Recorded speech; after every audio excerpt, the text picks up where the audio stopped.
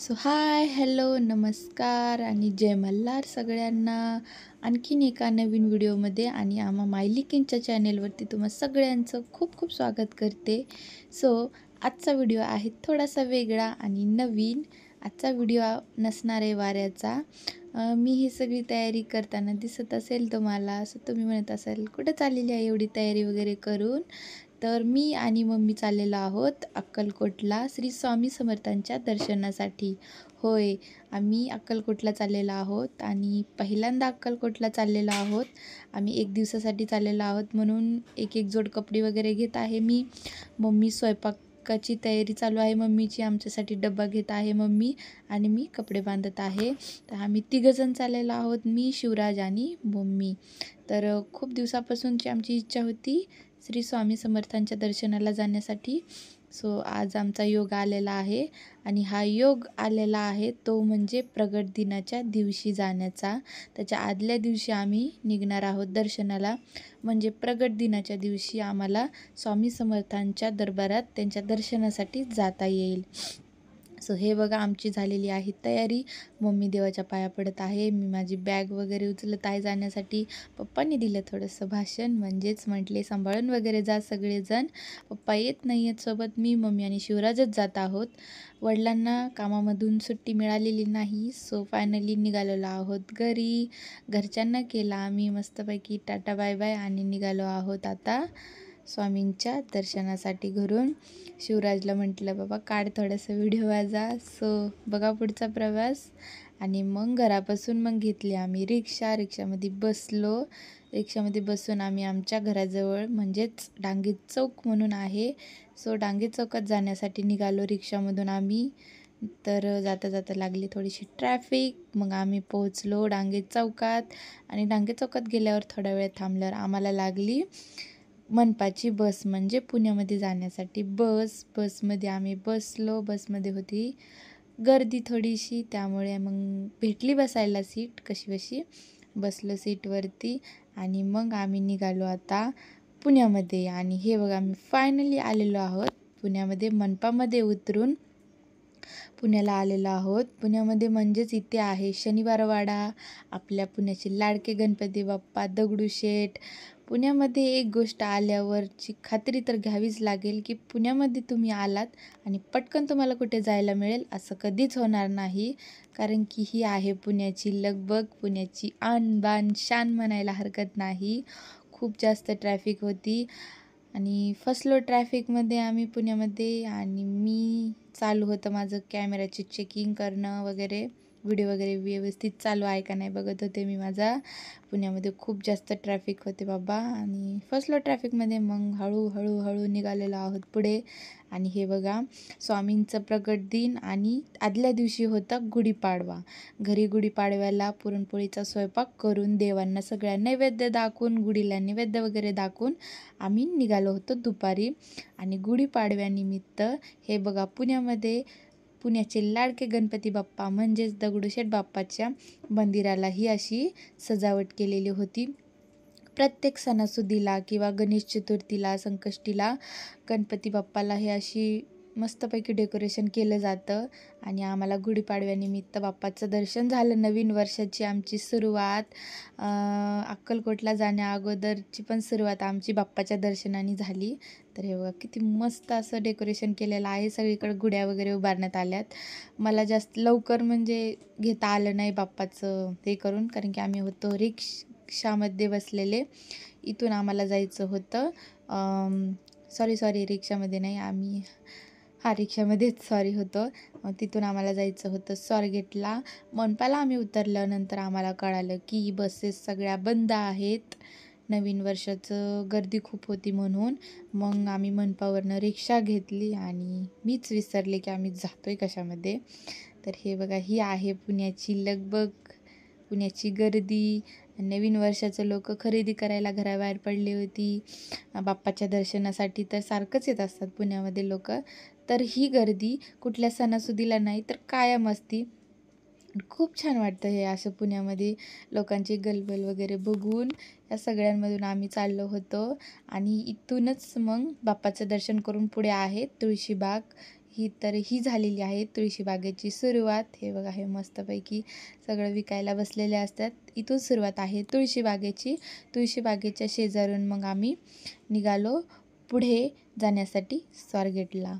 स्वारगेट हे दगडूशेठपासून काहीतरी 15 ते 20 मिनटाच्या अंतरावरती आहे. मग आम्ही रिक्षा वगैरे केला आणि तिथून स्वारगेटला निघालो. तरीसुद्धा ट्रॅफिक लागलीच आम्हाला. आम्ही अडकलो ट्रॅफिकमध्ये. रिक्षा थांबली होती. काय माहीत, पुण्यामध्ये जर आलो तर मग निघणं थोडंसं बाहेर अवघडच आहे. त्यामुळे येणे अगोदर विचार तर करायच लागतं पुण्यामध्ये. तर हे आहे बघा काका हलवाई दुकान. इथं दत्त मंदिरसुद्धा आहे, खूप सुंदर. तर तुम्ही दत्ताचा दर्शन घ्या. आणि दुसऱ्या दिवशी प्रगट दिन असल्यामुळे सुद्धा पुण्यामध्ये जागोजागी रोषणाई डेकोरेशन वगैरे करण्यात आली होती. पण दुसऱ्या दिवशी आम्ही असेल अक्कलकोटमध्ये. मला तर खरंच वाटत नव्हतं की आम्ही अक्कलकोटला जातो आहे म्हणून. मी तर फर्स्ट टाईम जात आहे. मम्मी सांगत होती की आमच्या लहानपणी, मी खूप लहान होते तेव्हा, अक्कलकोटला गेलेले होते ते मला घेऊन. त्याच्यानंतर मग मला तेव्हाचं काय आठवत नाही आहे, म्हणून माझं हे फर्स्ट टाईमच असेल अक्कलकोटला जाणं. तर खूप इच्छा होती स्वामी समर्थांचे दर्शन करायची. मी आणि मम्मीनी स्वामींचं व्रत चालू केलेलं आहे, 21 दिवसांचं व्रत. 21 दिवसांचं व्रतामध्ये आम्ही स्वामींचं सारामृत वाचणं, स्वामींच्या नामाचं जप करणं, तारक मंत्र म्हणणं, आणि मी स्वामींचा 21 दिवसांचा उपवाससुद्धा केलेला आहे. आणि माझी मनातमध्ये मी इच्छा जी मागितली ती मागितलेली आहे स्वामींना. आणि त्या आमच्या व्रतामध्येच आम्हाला स्वामींचं दर्शन घडणार आहे, हे आमचं नशीब. सो इथून पुढचा प्रवास माझा नक्की पाहिजे तीच नाही. मम्मी जाम चिडली माझ्यावर. मी ओव्याची पुडी घरी विसरली म्हणून, कारण की मला मीटिंग व्हायला होती बसमध्ये. हे आहे पुण्यातलं स्वारगेटचं ST स्टँड, लालपरी. महाराष्ट्र राज्य मार्ग परिवहन महामंडळ आपले सहर्ष स्वागत करीत आहे. जाईल तिथं मोबाईल लागतो आम्हाला, जाईल तिथं मोबाईल. आमची बस 5 वाजताची आहे, त्यामुळे आम्ही बसलोय वाट बघत.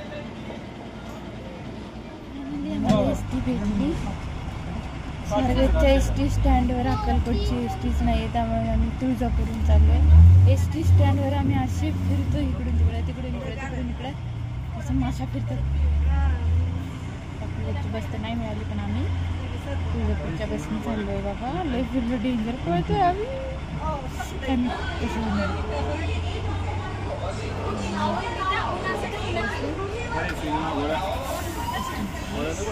दुसरी बाजूला एक शिवशाही बस लागलेली आहे, पण ती AC बस आहे. AC बसमध्ये एकदम दूध मरतो अक्षरशः. STनी आपलं ओरिजिनल नैसर्गिक AC.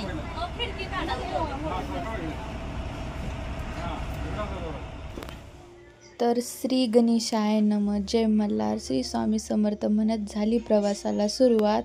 आम्हाला ST स्टँडवर असं सांगण्यात आलं की 5 वाजता तुमची गाडी असेल. 5 वाजल्यापासून वाट बघत बघत आम्हाला वाजले 6:30-7 गाडी येण्यासाठी. खूप लेट झाला, खूप जास्त आम्ही गाडीसाठी इकडून तिकडे फिरत होतो. ST स्टँडवर गाडी काय मिळतच नव्हती. एक शिवशाही बस मिळाली, पण ती पण ACची होती, आणि ACच्या बसमुळे मला होतो त्रास. म्हणून मम्मीला म्हटलं मी तर काही येणार नाही, मी तर येणार अशा नॉर्मल गाडीनीच, जी आहे आपली नैसर्गिक हवा, आपली AC. ज्याच्यामुळं मला वॉमिटिंग होण्याची शक्यता खूप कमी आहे. भारी वाटतं. आणि लकीली मला मिळाली आहे विंडो सीट बसण्यासाठी. दुसऱ्या सीटवर मम्मी आणि शिवराजला मी बसवलं. माझ्याशी बाजूला आले एक दुसऱ्या ताई बसण्यासाठी, आणि बाकीच्या गाडीमधले सगळे झोपले होते. मम्मीला पण लागली झोप. हे बघा, मी ही ऑनलाईन बांगडी मागवलेली आहे. म्हटलं चला तुम्हाला पण दाखवते कशी आहे. छान आहे ना बांगडी. मला भेटली स्वस्तामध्ये बांगडी, आणि मला जायच्या दिवशीच मला ही मिळाली, त्यामुळे म्हटलं घालून जावं जाता जाता. आणि खूप रात्र झालेली आहे, उशीर झालेला आहे, आणि मला स्वामींचं सारामृतसुद्धा वाचायचं आहे, म्हणून मी गाडीत बसल्या बसल्याच मी स्वामींचं सारामृत वाचलं. जप काय मला करायला मिळालं नाही, कारण की जपाची माळ आम्ही घरीच विसरलो होतो. त्यामुळे स्वामींचं मी सारामृत वाचलं. आणि हे बघा, आम्ही आलेलो आहोत सोलापूर ST स्टँडवर. रात्री वाजलेले आहेत 12-12:30 तर वाजलेले आहेत. हे आहे ST स्टँड. झोप तर खूप जास्त येते म्हणून मी सारखी डोळे चोळत बसली होती. मी, मम्मी, शिवराज. माझं शिवराजला खूप खूप झोप येत होती.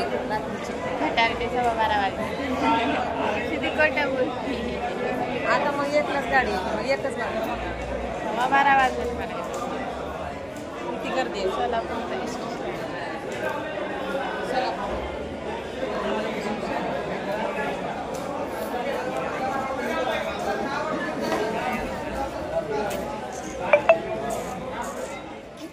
वाजलेले आहेत 1:45.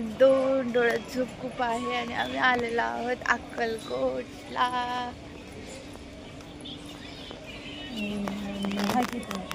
शिवराज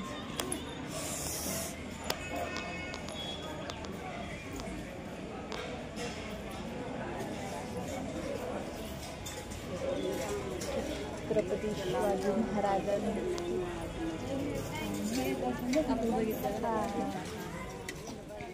स्वामींच्या मंदिरात जाण्या अगोदर हे बघा, आम्ही इथे आलेलो आहोत जिथं आहे स्वामींचं अन्नछत्र निवास. म्हणजेच इथं स्वामींचा महाप्रसाद मिळतो.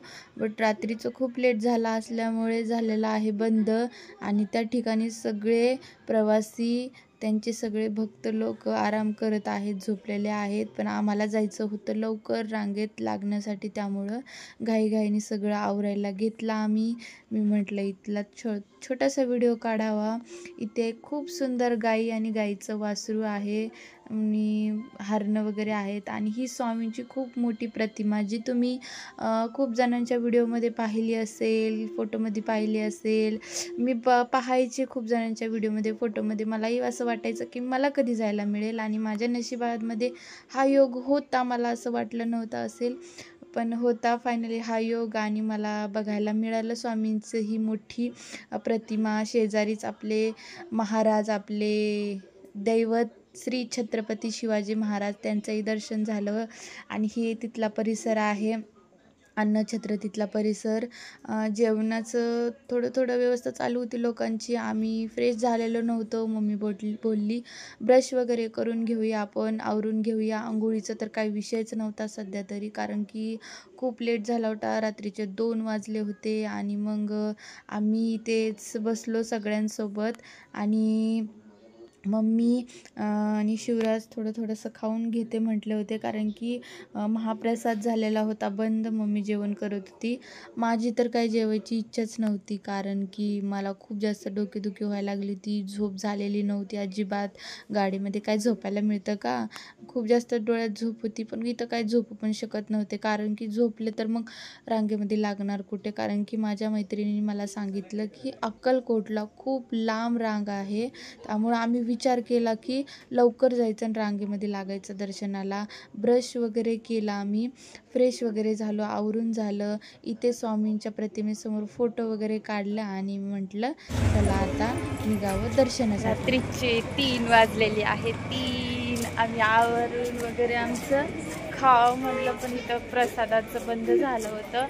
आम्ही आणलेला डबा पण खराब झाला आहे, त्यामुळे काहीच खाल्लं नाही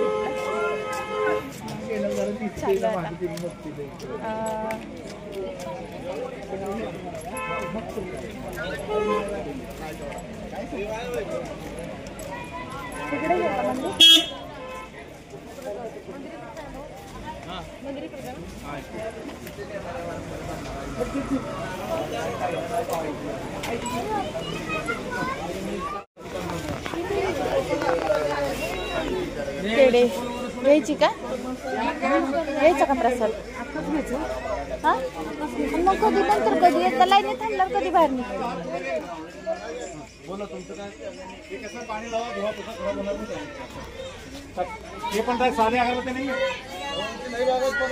चल थोडं घाण का वाचायला का? गुलाबाची फुलं आहेत, फक्त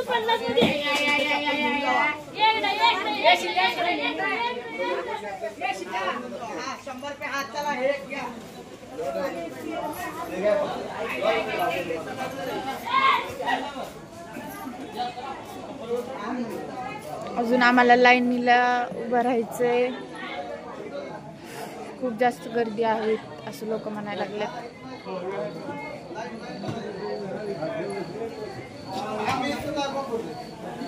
कुठून आहे लाईन? चप्पल कुठं काढ. हा ना, सुटणं झालंय काय? डोकं दुखायला लय सुटणं झालंय काय? नारळ, 4 फुलं आणि गुलाबाची फुलं. पेड्याचा बॉक्स पण घेतला. किती महाग आहे बाबा, एवढंच 50 रुपयाला आणि 100 रुपयाचे पेढे. आता लाईनीला लागायचं आम्हाला.